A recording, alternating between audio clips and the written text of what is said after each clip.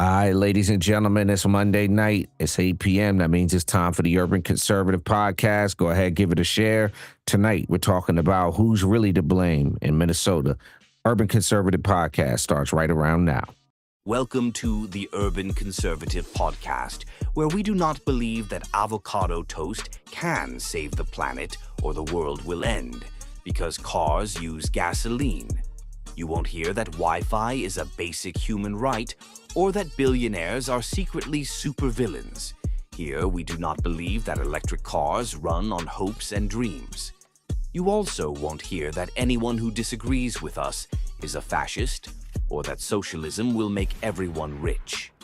You won't be gender affirmed or offered any opportunity to share your preferred pronouns. If this causes you any discomfort, please rest assured that we couldn't possibly care less. For everyone else, thank you, and please stand by.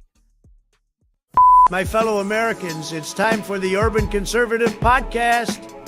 This is without a doubt the best podcast on the internet.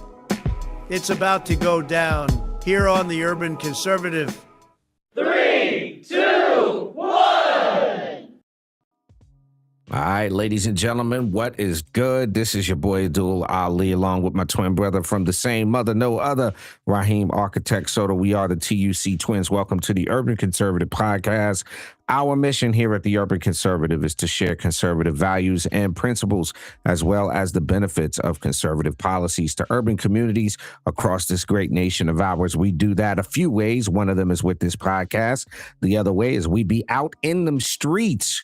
So if you want to support what we do, is $TU Conservative on Cash App. You can also visit the website, link to our Facebook and YouTube channel so that you can get yourself a commercial, support what we do here on the Urban Conservative.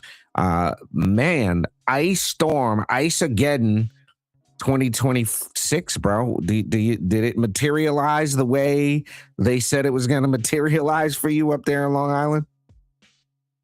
So I'm gonna keep it a buck first and foremost. Once again, peace and love, everybody. Thanks for tapping in. But I'm gonna keep it 100, man. It was a lot of. It's like overdid it to me with the hype. I mean, this is the type of snow I remember growing up with. I remember it used to just snow. And then we'd be like, yo, we're about to get, it's going to be 5 feet of snow. So it seems a little panicky to me that it wasn't, for me at least. I mean, maybe other places it was that bad. But no, it was more hype than it was worth. You know what I'm saying? There's some snow out there. There's a good, maybe 8 inches, 9 inches of snow. I mean, that's not terrible, right? No, I didn't think that was but the way that, there's a lot of weather reporters on YouTube that were making it like it was Ice-ageddon. It was going to be the worst thing ever. Now, I'm sure there are some places that are pretty badly hit. As always, jump in the comment section. Let us know where you are watching and or listening from. Let us know what the weather's doing where you are, if you got power, all that good stuff. We know we got a lot of folks that check in on the phones. So there's that, bro. Just a heads up before we get knee deep into the conversation about what's happening in Minneapolis tonight. Recent news, did you hear about that right there that just came out? Gregory Bovino has been relieved of duty as commander at large of the U.S. Border Patrol. That coming from CNN. I don't know if that's part of a deal that maybe Trump struck with Walz. As some of you may know, there was a conversation between President Trump and Governor Walz as it related to Minnesota. Trump sharing this tweet saying, quote, Governor Tim Walz called me with the request to work together with respect to Minnesota. It was a very good call, and we actually seem to be on a similar wavelength. Crime is way down, but both Governor Walz and I want to make it better. I'm very curious, bro. If I could have been a fly on the wall for that conversation, and I'd have loved to hear how that conversation went. All right. Well, I don't know how much stock I put in that tweet and that truth post. Only because Trump is a chess player. And as we talk about Minnesota, between the fraud, and I don't mean just the fraud with the money, I'm talking about the immigration fraud and potentially all the other things we're going to talk about tonight. I think you do call. I think you do call. You got to make that call, but at what detriment to yourself now? Because you got to understand something, that we're at the point now where, that far left, they're gonna be, oh, you guys call this guy a fascist and the Gestapo and all these other things. So what are you calling him for? Like, what are we talking about here? So it'll be interesting to see, but you have to think that there's a lot that's been uncovered in the last few days, but you got to think there's something behind this because it's high level. You're either highly unprepared or able to do your job, or this is intentional fraud that's going on, in my opinion, in Minnesota. So let's start here. You have somebody like Ilhan Omar who comes to the United States and look, I want to is it a be respectful thing to say that Somalia is a crappy country? I mean, like, is it wrong to say that? So yeah, a little bit. And let me tell you why. Okay. So there's a few things, right, that we gotta ask ourselves. When we say that this is a crappy country, I think it's ran by people who don't know what they're doing. I think it's a beautiful country, and I think there's some beautiful people there. And unfortunately, they have fell victim to the stereotype that's been media promoted for years and years and years, because the first thing you think of when you say Somalians is you think of piracy. You think of Somalian pirates. That's just what it is, right? You turn on world news, what do you see? Somalians in boats with machine guns trying to, rob cruise ships or whatever. And other forms of, fraud and that type of thing. So when we say it's a crappy country, I've seen it. It looks beautiful. The places where, the very small pockets of the country where, it looked nice. I have to say, if they could get it together, it'd be nice. But I don't know. Do we call it crappy? I don't know. So I guess I guess a better question is, would I move there over living here? And if that's the case, if that's your question, am I going to Somalia on vacation? Do I give up some of them hard-earned greenbacks to go to, like, never thought to go, I want to go to Somalia. It's like, nah, there's like 7 dozen places that I have no interest in going. Like, and definitely Somalia's on the list. Never been like going to Somalia. Like, nah, not a thing. Okay, fair point. So I think that the reason I say we start there talking about it is because I saw this video and this lady was talking about how successful the Somalians in Minnesota were or are, air finger quote. And to me, I'm like, okay, you come to this country from a war-torn, war-ravaged, barely able to feed itself country for whatever the reason may be. You start out worth 38, 40 grand. And within a few years of being in the United States, your entire community has multi-million dollar, businesses. Your congresswoman has gone from being worth nothing to be worth tens of millions of dollars. I think the last figure I saw was something like $30 million. So is this a matter of corruption and fraud in Minnesota coming from the top down? And my question, when we talk about who's to blame in Minnesota, can all of that fraud really be going on, bro, without the governor knowing about it? Is that possible that there weren't, I just don't think that there's a way to not know what was happening there.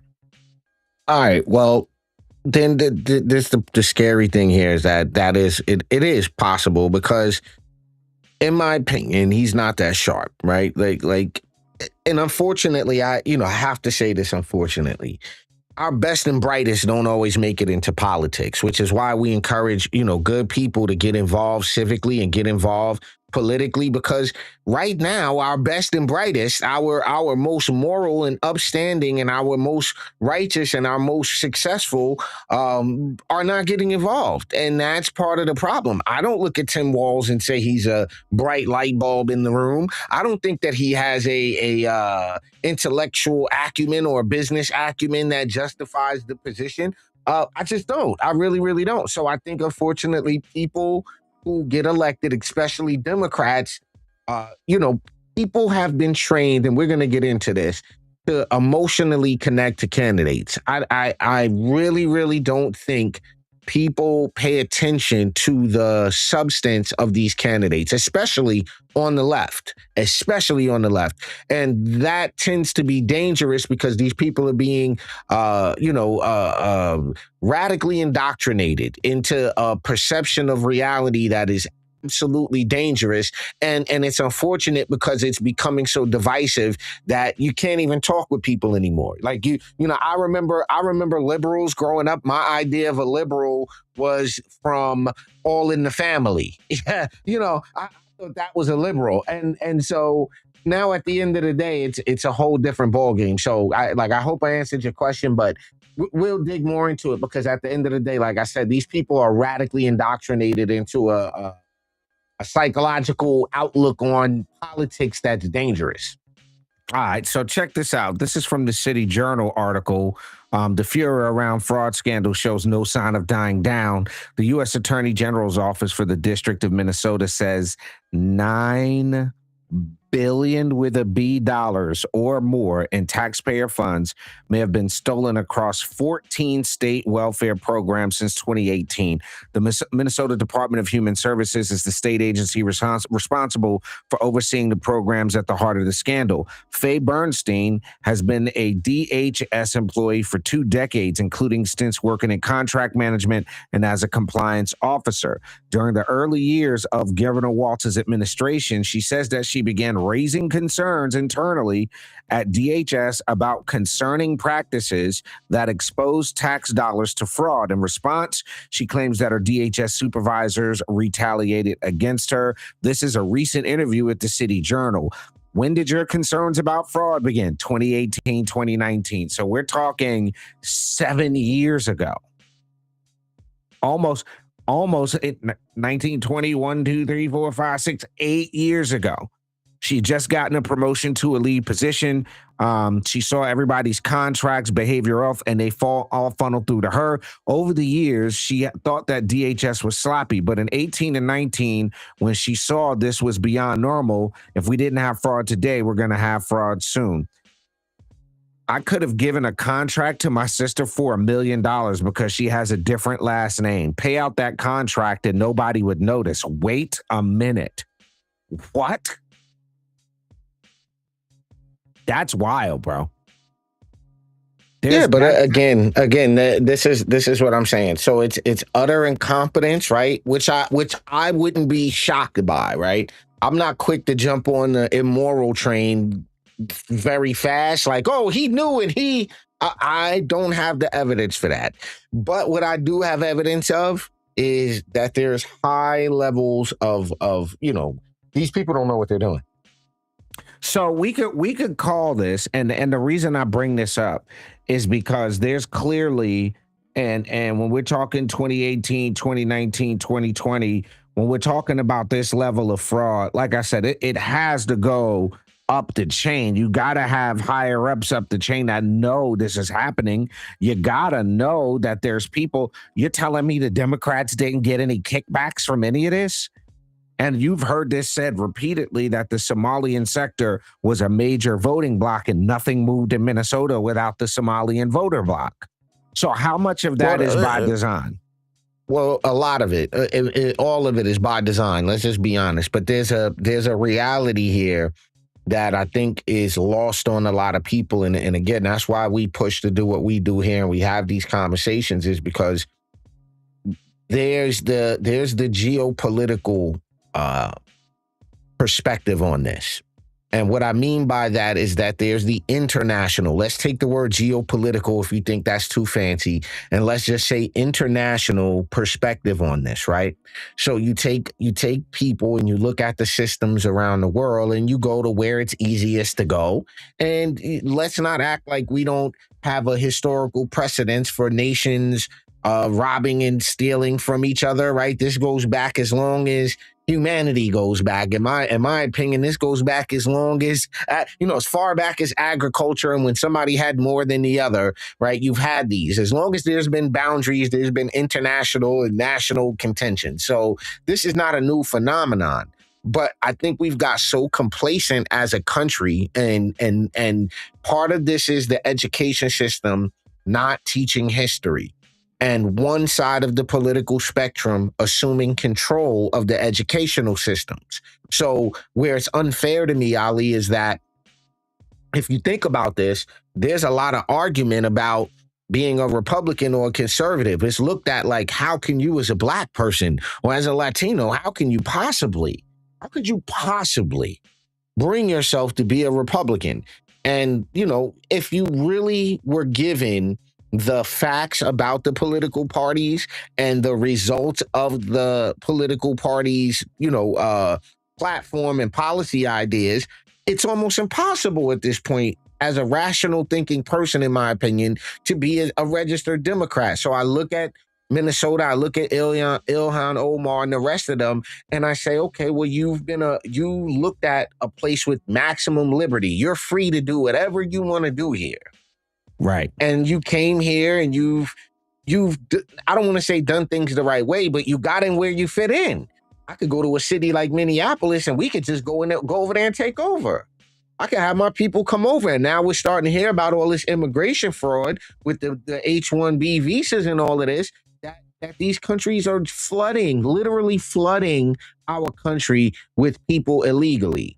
So at the end of the day, yes, Ali, it's a lot of this has to do with intentional setup, but at the same time, is a lack of education about geopolitics and international politics. And I think we've gotten complacent as a country about who we let into the country, the stringency of by which you become an American citizen because of the amount of liberty here. What other countries can you go to have this level of liberty to start a business, to start a family, to not be under the thumb of government? And like I said, maybe when we come back from commercial, we'll talk a little bit more about the blame, because I think there's two sets of blame that need to be dished out here.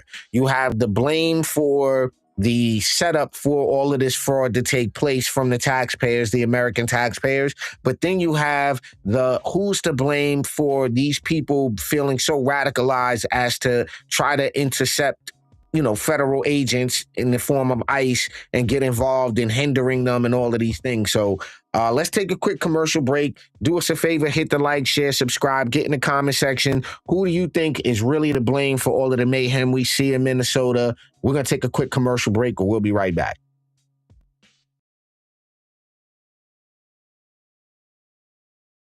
Hey, buddy, do you like NASCAR? Do you like A Tribe Called Quest? Well, you gonna love the Urban Conservative.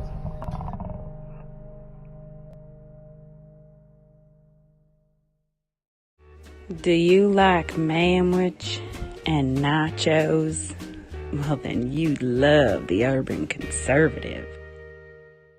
Do you like guns? Do you like butter? Well, you're gonna love the Urban Conservative. All right, ladies and gentlemen, you're back on the Urban Conservative podcast. We're getting down to the nitty gritty, dealing with this narrative about who is to blame for what we see going on in Minnesota and many other places. We're talking about the idea. So for me, bro, so listen, and I just got to say this, right? I get the idea of not wanting government to be tyrannical. I think we all, even on our side of the aisle, which is why we're so pro Second Amendment, because we realize that there is a point, people don't realize, may or may not know this, but the Second Amendment has nothing to do with hunting. The Second Amendment has nothing to do with sport shooting. It has to do with realizing that at some point a government can become tyrannical. Now, do I think we are at that point right now with what's happening with ICE and immigration? I think not. I don't think that's where we are. But as my brother alluded to before, somebody has to radicalize people. Let me throw this out there. Let me throw a couple of statements out there that I've been throwing around in my head as all of this stuff has been going on, right? Who gains from this type of dissension? Who gains from having these people radicalized? And I mean, think about this. Who gains from someone risking their life to go jump in front of federal law enforcement and you're not like the idea that you're protecting, right? And I'm talking to liberal leftist Democrats right now and those anti-Trumpers and all of that. Let's ask this question. Or if you don't live in a community that's being affected by this, or you don't live, you're detached from this, why are you doing that? Why are you acting like they're running around just picking up legal immigrants? They're not going after the people that have legal paperwork. So why would you get in the way of them detaining I can't say certain words, but people that have done things to children?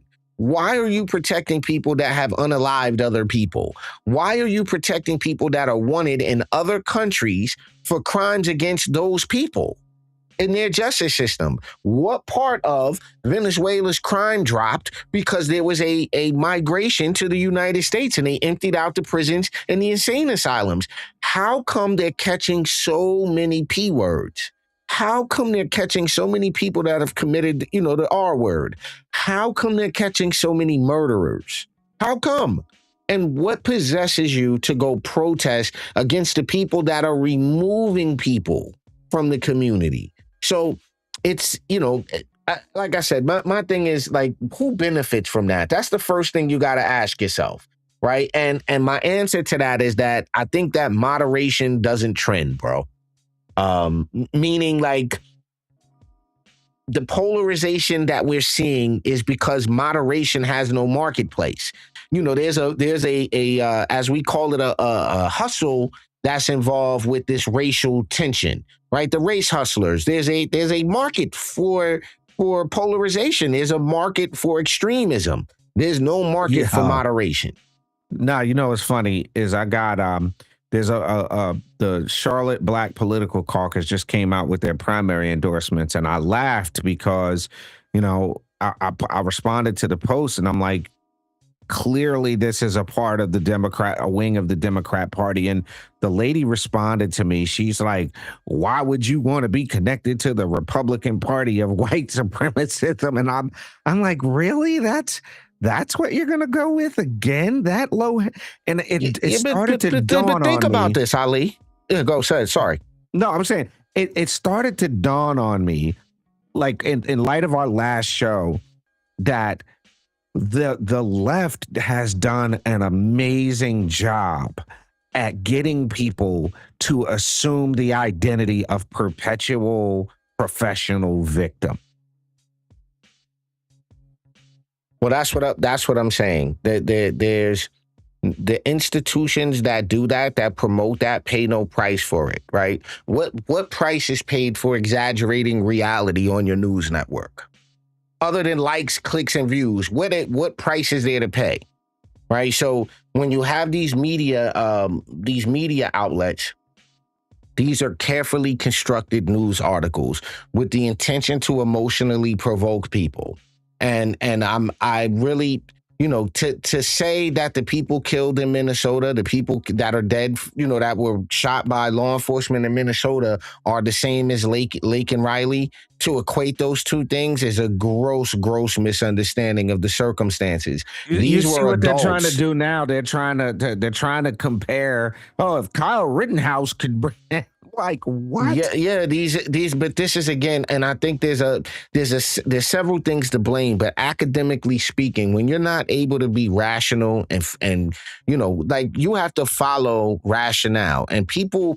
I'm glad that I'm able to do this with Noah, and I see this a lot with the homeschool students, is that they're able to use critical thinking. And that's the big problem here. That's the big blame for what's going on to me in Minnesota and other cities, is because there's a lack of critical thinking about things. You have to be almost out of your mind into what you believe to go and jump in front of a federal enforcement car. Like you've got to be bucking. You got, over-medicated, overstimulated. I have to say this because I had a conversation about this with somebody earlier. Everybody knows, right? Everybody knows that if an officer, law enforcement tells you to get out of a vehicle, you get out of the vehicle. Everybody knows that. No, they don't, though. That's the problem. They don't. They don't. I mean, we can go down YouTube rabbit hole right now. You know you're not supposed to do it, but you have been convinced that you are defending Ali, the country don't know it. from an existential Nazi threat, an enemy of the state. That's why you keep hearing these terms used over and over again. That's why they keep and the funny part, I think you have the video. It's not like we're making it up that people are inciting folks to do this stuff. It's not like we're just saying that. You want to play that clip real quick? Because I think that will make the point. Yeah. No, go ahead. I'm looking something up real quick. All right. So the idea, I think, that is that people are against their better judgment, against common sense. You know, I saw the show. I don't know if anybody in the audience watched that show, The Boys, but there was a scene where I got something I need you to look pull up real quick. Right? I need you to pull up the definition of confirmation bias, right? So instead of us just stating the obvious, what I want to do is show them some of the psychological tools that are employed in creating these type of mindsets. So pull up the definition of confirmation bias, right? Let's do that. And then there's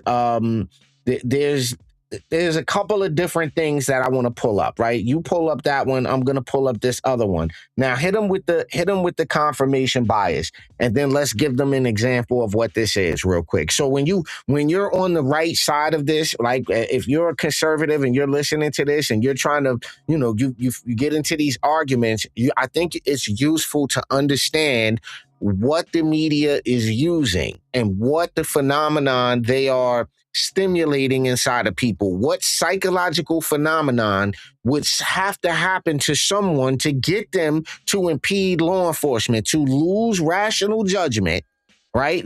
Like no rationality involved. What's happening in that mind, right? So let's look up the confirmation bias real quick. Pull that up, read that, just give them the wiki up top. The reason I jumped to the bottom, and for those of you who use Wikipedia, the reason we do this is because we have to give the caveat that Wikipedia is not the end all beat all. It's just but I wanted to see who that A was from. So confirmation bias, affirmatory bias, my side bias, or congeniality bias is the tendency to search for, interpret, favor, and recall information in a way that confirms or supports one's prior beliefs or values.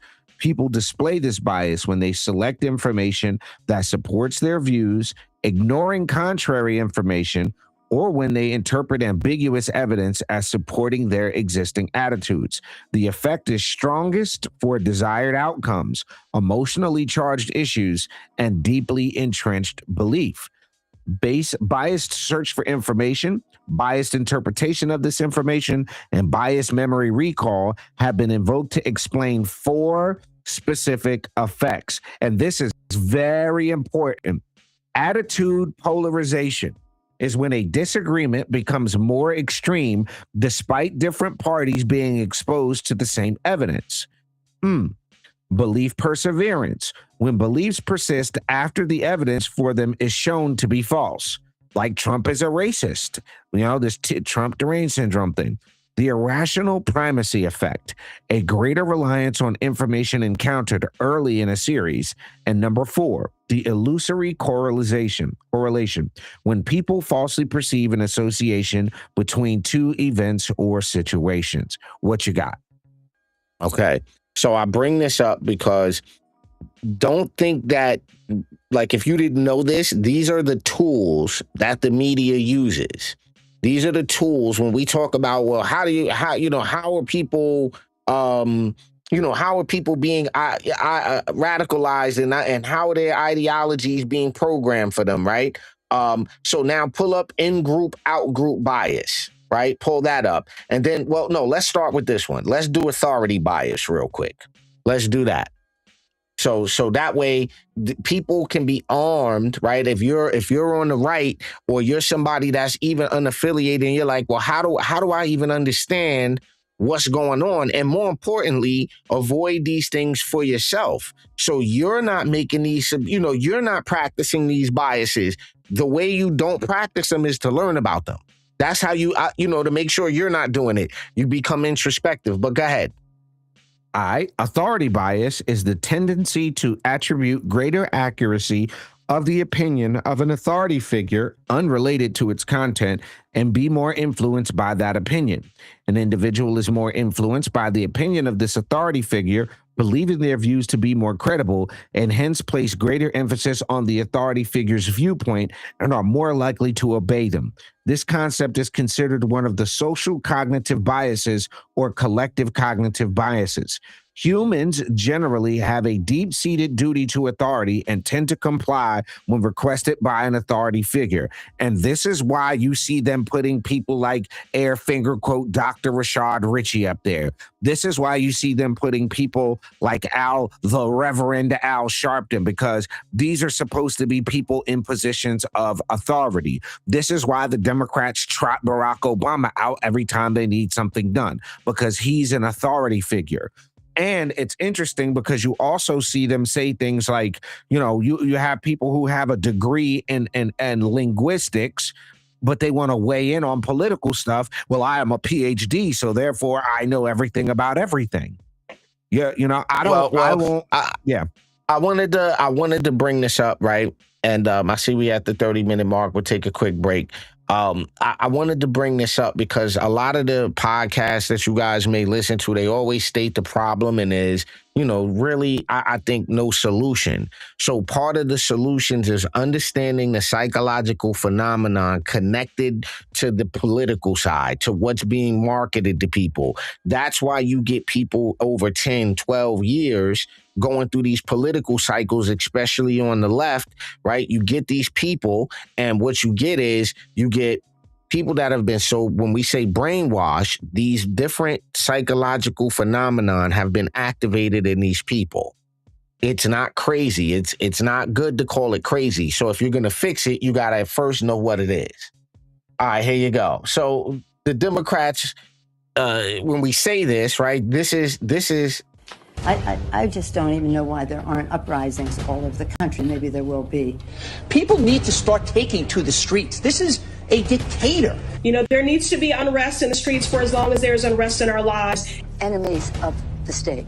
Show me where it says that protests are supposed to be polite and peaceful. Okay, so I mean, and that's on the news, right? That's the news. So the idea is this, right, Ali? I think it's the most unfortunate. I think loss of life. So it's difficult for me because I know what happened when you climb into a polar bear cage, right? I know what happens when you do that. We all know what could potentially happen to you. All right, let me put it to you this way, Ali. We go to the zoo, right? Me, you, Breeze, Heather, Tasha, we go to the zoo. His wife, we all go to the zoo, right? We with some new couple. The new couple guy decides, I'm going to get in the polar bear cage and I'm going to take some pictures with the polar bears. There's 6 polar bears in there, right? What do we all tell him to do? Polar bears actively hunt humans, bro. Don't go in there. Okay, and he still decides to go in there and gets eaten by the polar bears, right? I then can't go, right? It's not a lot. So for me, what I'm saying is when you put yourself in a position to get eaten by the polar bear, and then you do get eaten by the polar bear, I mean, is it unfortunate? Is it like, I'm sorry. No, I'm not sorry. I'm saying, is it though? Is it unfortunate? Like, especially when it's that forward and dry, like, hey, buddy, you don't want to go in there. It says it right. There's a sign that says don't do that. It's right there. Besides that, but I know it might be an extreme metaphor, but it requires it, Ali, in my opinion, because it's like, what do you mean you're going to impede ice? going to get a violent felon that's not supposed to be here? What do you mean you're gonna drive drive and run him over? What do you mean? You know what I find interesting, and I'm making this point because even where I'm at down here in North Carolina, I know we're talking about Minnesota, but it's stories like this that you don't hear about, that people forget about. And it's weird to me how you have people defending violent people. Jamil Shaw, 17-year-old high school football player, shot and deleted on March 2nd, 2008 by Pedro Espinoza, undocumented immigrant, gang member, had been released from jail the day before despite an immigration hold. Now, fortunately, he was convicted and he's got the delete penalty. And then I also want to show you this because this just happened. This is the Charlotte Police Department chief, Stella Patterson, did an amazing job coordinating with ICE, coordinating with the FBI and local law enforcement to capture this guy who had escaped. Why aren't people talking about the victims of these crimes? That is the one thing that I don't. And that is the bottom line. But you got to ask yourself a question, right? If you go on Facebook, if you go to the ICE page, you should go on Facebook to the Department of Homeland Security and the actual ICE. They got a Facebook page right now. Every time they snatch somebody up, they damn near put a Facebook post up. It's amazing, right? And I love that level of transparency. But the heinous nature of what some of these people that are wanted for, right? And besides that, you know you didn't do the paperwork. You know that. Like, who are we kidding? Come on, Ali. Who are we kidding, right? You know you came here and you used the coyote. You know you've been here for 11, 12 years and but you knew underneath all of that. Come on. Like that, like we could get all technical in the psychological phenomenon, but like, let's just be real. Even if it is the 80-year-old lady who's been here for 40 years, and because she's been a pillar of the community, she never just really had to do the paperwork. You knew you didn't do the paperwork. We can't take the personal responsibility away. I know we want to, but there's a standard that needs to be upheld. So what I'm saying is, does she deserve to be deported back to Mexico? No, I think there should be a process for that type of person. She's not committed an actual crime. Maybe it's more of a paperwork or a clerical error. We could look at it. Now, do I think the immigration system is perfect? No, but that doesn't warrant. Have you seen the commercials that the Christy Nome and them have out right now? They will pay you to self-deport. They will give you a ticket, of course. And they will put you on a list to come back in the right way. What's wrong with that? Right. How much more humane do we have to be than that? Well, I simultaneously looked up. Yeah. There are certain countries you can't even do. You can't go to Japan. You can't go to Bhutan. You can't go to Australia. All right. I have a real question. Right? I have a real question about this, right? And this is serious, right? So it's because it's really not just Minnesota. We're gonna find out it's California. I think we'll eventually find out it's New York, right? I think we'll find out there's a lot going on, especially with the these so-called sanctuary cities, right? Right. So my question is this, right? Why would it be okay for someone to steal?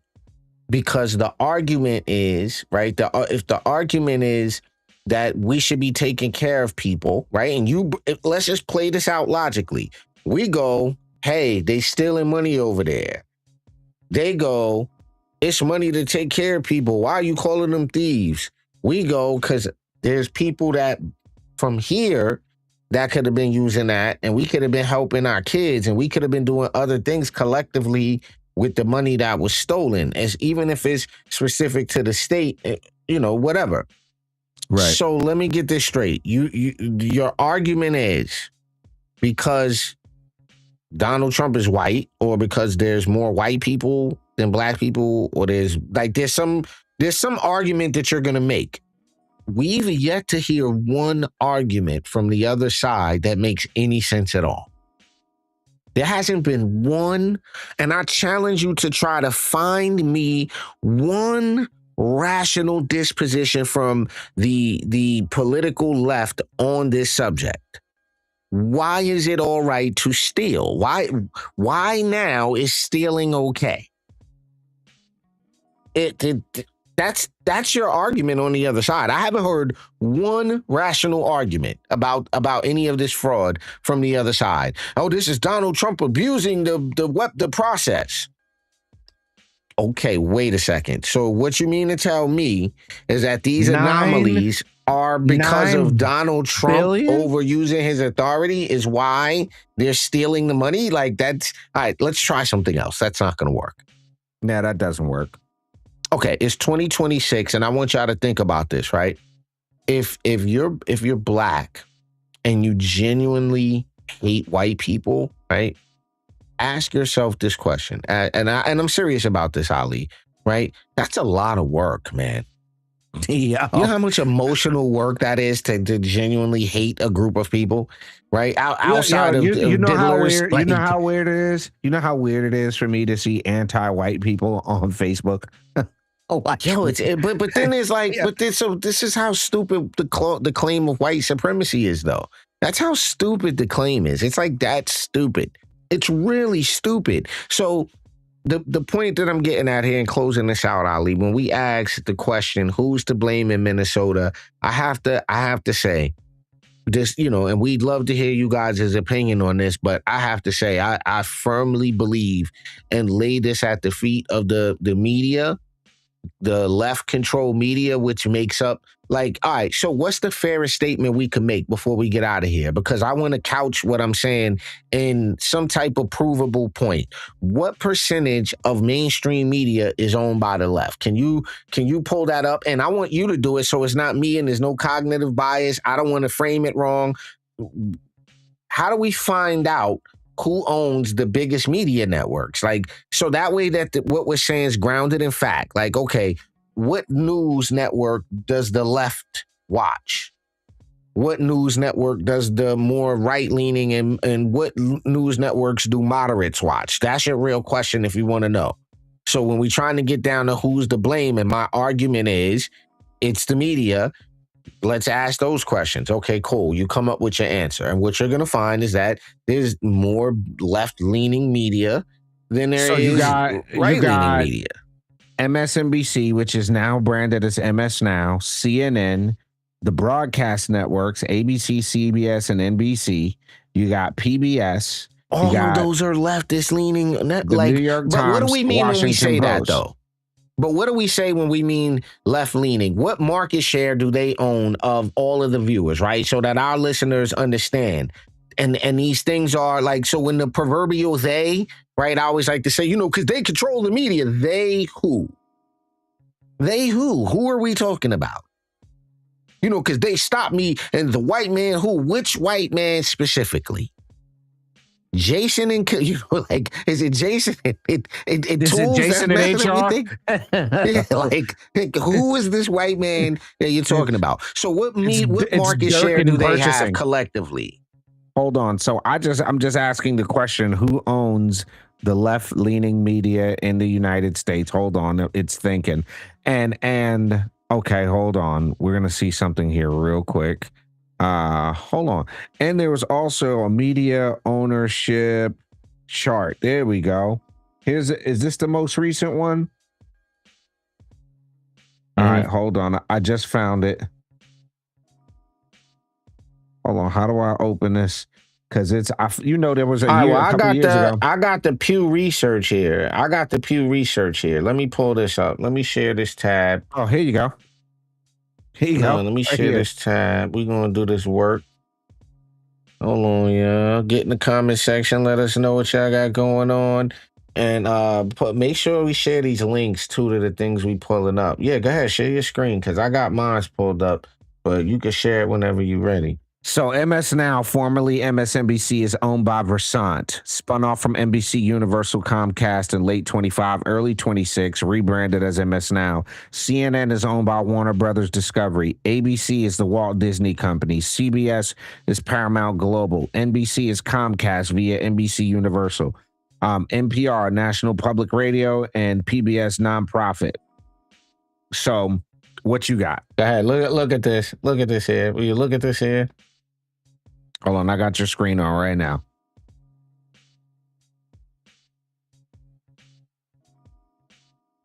You got it?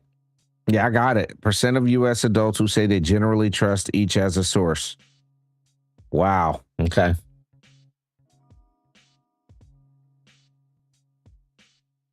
So Democrats 19% on Fox, Republican 56, ABC 26, 25. But look, 60, 58.